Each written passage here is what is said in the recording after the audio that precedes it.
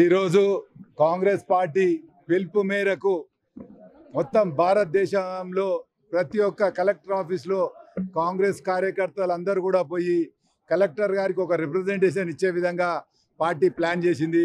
ఎందుకంటే మీ అందరికీ తెలుసు, ఈ వారం రోజుల నుంచి ఎప్పుడైతే అమిత్ షా పార్లమెంట్లో మన అంబేద్కర్ మనందరికీ కూడా రాజ్యాంగం రచించుడే కాదు, మన భారత రాజ్యాంగం ఏ విధంగా ఉండాలి, ప్రతి ఒక్కరు ఏ విధంగా పనిచేయాలి,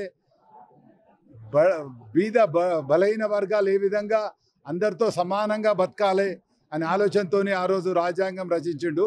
ఆ రాజ్యాంగమే ఇవాళ మనకు ఒక భగవద్గీత అయింది, ఒక బైబిల్ అయింది, ఒక ఖురాన్ అయింది.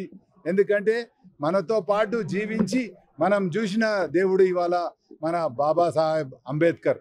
మరి ఆయన రాజ్యాంగం రచించినందుకు ఇవాళ అమిత్ షా గారు వ్యంగ్యంగా ఏ విధంగా మాట్లాడినో మనం అందరం కూడా చూసినాం.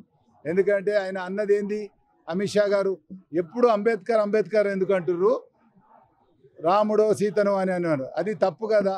మనకు కనిపించే దేవుని మనం అందరం కూడా ప్రార్థిస్తాము, మొక్కుతాము, ఆ విధంగా మనం ఆయనను ఆరాధిస్తున్నాం. మరి ఆయన గురించి అట్లా మాట్లాడు అమిత్ షా గారు ఇది ఒక్కటేసారి కాదు. అమిత్ షా గారి బ్యాక్గ్రౌండ్ కూడా తీసుకొని ఒక గుజరాత్ నుంచి బహిష్కరించిన ఒక నాయకుడు అంటే మీరు అతని మనస్తత్వం ఏందో మనం తెలుసుకోవాలి. బీజేపీ పార్టీ మొదటి నుంచి కూడా అంబేద్కర్కు వ్యతిరేకంగా మత చిచ్చు పెట్టి పాలించే పార్టీ బీజేపీ పార్టీ. మరి అంబేద్కర్ ఏమో మతాలు కులాలు అన్నీ కావు, అందరం కలిసి ఉండాలి, భారతదేశం ఏ విధంగా ముందరికి పోవాలని ప్రపంచ దేశాలకే ఒక తొవ్వ చూసిన మహనీయుడు మన అంబేద్కర్. మనం ప్రతి ఊర్లో కూడా అంబేద్కర్ విగ్రహం ఎందుకు పెట్టుకుంటాం, ఆయన ఆశయాలు నెరవేర్చే విధంగా ఆయనను చూడంగానే ఆయన అన్నీ గుర్తొచ్చే విధంగా మనం అంబేద్కర్ విగ్రహాలు పెట్టుకుంటున్నాం. అదేవిధంగా మనం గుడికి కూడా పోతున్నాం, గుళ్ళల్లో కూడా దేవుని పూజిస్తున్నాం, కాదంటలేం. కానీ అంబేద్కర్ గుడిలాగా దేవునిలాగా ఉన్నాడు, అందరితో సమానంగా మన చౌడీలల్లా మెయిన్ రోడ్లల్లో ఉంటాడు. మరి అసంటి అంబేద్కర్ను విమర్శించాల్సిన అవసరం లేకున్నా కానీ ఆయన లోపల ఆ విధంగా వ్యంగ్యంగా మాట్లాడిందంటే బీజేపీ పాలసీ అది.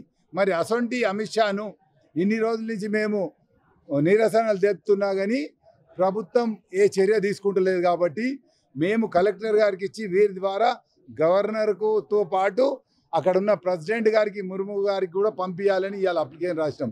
ఈ విధంగా ఇప్పుడన్నా మరి ఆ అమిత్ షాను ఆ క్యాబినెట్కి తీసేసి ఆయనను చర్య తీసుకునే విధంగా ఉండాలి. ఎందుకంటే రేపు ప్రతి ఒక్కరికి కూడా ఈయన మీద మీద చర్య తీసుకుంటే రేపు ఇంకొకరు కూడా ఇట్లా మాట్లాడకుండా ఉంటారనే ఆలోచన. అదేవిధంగా మనం అంబేద్కర్ను పూజించే విధంగా అంబేద్కర్ను మనకి ఏ విధంగా అయితే మార్గదర్శకాలు చూపెట్టి ఆయన ఆశయాలు ఉన్నాయో మేము ఇప్పటికి కూడా ఎక్కడికి పోని ప్రతి ఒక్కరు కూడా మా రాహుల్ గాంధీ కానీ ప్రతి ఒక్కరు కూడా రాజ్యాంగం బుక్ల చేతిలో పట్టుకొని ఆయన రాజ్యాంగం గురించే మాట్లాడతారు. మరి అసంటి మహనీయుని గురించి ఈ బీజేపీ వాళ్ళు ఈ విధంగా మాట్లాడు పద్ధతి కాదు. అందుకోసమే ఇప్పటికైనా మన ప్రెసిడెంట్ గారు అనుకొని ఆయనను క్యాబినెట్లకించి తీసేసి ప్రతి ఒక్కరికి ఒక ఇది ఆయనకు వ్యతిరేకంగా మాట్లాడితే రేపు రాబోయే కాలంలో కూడా వాళ్ళకి ఈ విధంగా అవుతుందనే ఆలోచన కూడా వస్తుంది. కాబట్టి అతను క్యాబినెట్ నుంచి బర్తరాఫ్ చేసి చేయాలని మీ ద్వారా కోరుతున్నాను. మరిన్ని వీడియోస్ కోసం ఛానల్ ని సబ్స్క్రైబ్ చేయండి. లేటెస్ట్ అప్డేట్స్ కోసం వాట్సాప్ ఛానల్ ని ఫాలో అవ్వండి. ఆ లింక్ డిస్క్రిప్షన్ లో ఉంది.